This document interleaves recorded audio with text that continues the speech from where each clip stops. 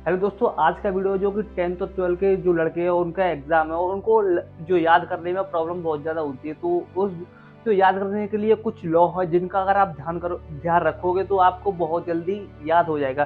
पहला लॉ है वो है लॉ ऑफ रेडीनेस, यानी मतलब हम कह सकते हैं कि जब भी आप पढ़ने के लिए बैठो तो आपको फिजिकली तरीके से तो बैठना ही बैठना है, लेकिन आपको मेंटली तरीके से ही बैठना है। क्या होता हमारे साथ भी यही होता था कि हम जब पढ़ने बैठते थे तो हम फिजिकली तो बैठ जाते थे, लेकिन जब फिजिकली बैठ जाते तो हमारा ध्यान खेलने वगैरह में रहता था, जिससे क्या होता था कि हम तरीके से पढ़ नहीं पाते थे। जो पहला लॉ है कि जब भी आप बैठे फिजिकली के साथ मेंटली, मतलब आप पढ़ने के लिए बैठ गए तो हमें अपना माइंड भी वहीं लगाना है। माइंड को जो माइंड सेट है हमारा एक जगह पे होना चाहिए, ये नहीं कि अब किसी और दूसरी जगह पे चले गए, दूसरी जगह पे हमारा जो है वो माइंड चला गया। दोस्तों, दूसरा लॉ होता है लॉ ऑफ यूजनेस, मतलब हम कह सकते हैं ये लॉ बहुत ही ज़्यादा इफेक्टिव है। जैसे कि हमने कोई चीज़ याद की, हमने वो कोई चीज़ याद कर ली तो उसको यूज़ करना है, यूज़ करते रहता है। जब तक हम उसको यूज़ करेंगे तभी तक वो हमारे माइंड में रहती है। अगर कोई चीज़ आपने रिपीट नहीं की, मतलब यूज़ नहीं किया, तो वो चीज़ हमारी बहुत जल्दी अपने हमारे दिमाग से निकल सकती है।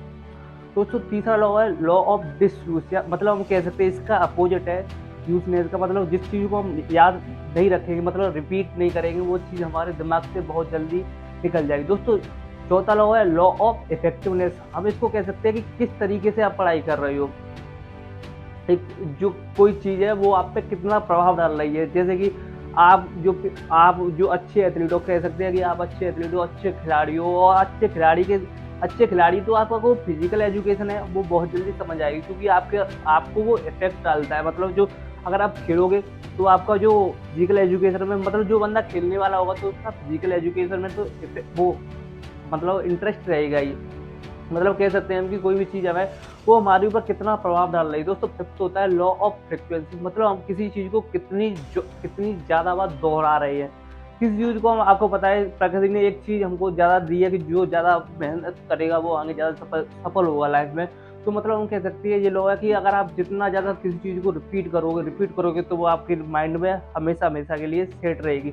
दोस्तों, लॉ लॉ सिक्स्थ लॉ होता है लॉ ऑफ रिसेंट, मतलब जो चीज़ एक बहुत ही बढ़िया ट्रिक है। जब भी आप पेपर देने के लिए जाओ, आप पूरी साल नहीं पढ़े कोई दिक्कत नहीं, लेकिन एग्जाम से आप कुछ दिन पहले पढ़ लेते हो तो हमारे एक माइंड में सेट हो जाती है चीज़ें। इस लॉ को बोलते हैं लॉ ऑफ रिसेंट। दोस्तों, सेवंथ लॉ सेवंथ लॉ होता है लॉ ऑफ पर्पस, मतलब जो आप पढ़ाई कर रहे हो उसका पर्पस क्या है। जैसे कि हमको फिजिकल एजुकेशन बहुत जल्दी याद हो जाती है, क्योंकि हमारा एम ही था फिजिकल से रिलेटेड, इसीलिए हमारा जो आप पढ़ाई कर रहे हो उसको लॉ आपको उसका पर्पस क्या है, उसका पर्पस मतलब आपको वो काम आएगी आपके लाइफ में। जैसे कि आप फिजिकल एजुकेशन पढ़ते थे और खेलने में हमको बहुत जल्दी याद, मतलब खेलते तो और पढ़ते थे तो हमको बहुत जल्दी फिजिकल एजुकेशन है वो याद हो जाती थी। दोस्तों, एट्थ वाला लॉ बहुत ही ज़्यादा इंपॉर्टेंट होता है। दोस्तों, एट्थ वाला लॉ है लॉ ऑफ एसोसिएशन, मतलब हम कह सकते हैं अगर आप कोई चीज़ किसी से रिलेट करके याद करें तो आपको बहुत जल्दी याद हो जाती है। जैसे टीचर आपको क्लास पे एग्जाम्पल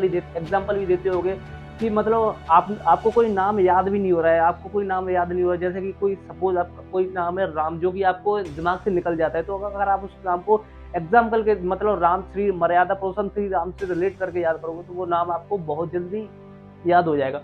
दोस्तों, नाइन्थ वाला लॉ बहुत ही ज़्यादा इंपॉर्टेंट है। इस लॉ का नाम है लॉ ऑफ प्राइमेसी, ये लॉ है जो कि हमारा साइकोलॉजी बताता है कि जिस मतलब आप कोई काम कर रहे हैं, कोई सबसे पहले अगर आप जिस बुक को खोलोगे सबसे पहले जो जिस बुक को खोलोगे उसी में आपका जो इंटरेस्ट है वो ज़्यादा हो जाएगा। वो कह सकते हैं जो लॉ ये लॉ है बहुत ज़्यादा, ये लॉ ये भी बताता है कि आपका जो इंटरेस्ट है कितना ज़्यादा है। मतलब ये लॉ अगर आप सबसे पहले सपोज करिए आपने फिजिकल एजुकेशन की बुक खोली, अब फिजिकल एजुकेशन की बुक खोल रहे हो, आप बार बार सबसे पहले फिजिकल एजुकेशन पढ़ने का मन कर रहा है आपका, तो हम कह सकते हैं कि आपका जो इंटरेस्ट है वो आपका फिजिकल एजुकेशन में ज़्यादा है। दोस्तों, और भी कुछ इन्फॉर्मेशन चाहिए आप चैनल में कमेंट कर सकते हैं, मैं आपके लिए वीडियो बनाता रहूँगा। तब तक के लिए दोस्तों धन्यवाद, मिलते हैं अगली वीडियो में। जय हिंद साथियों।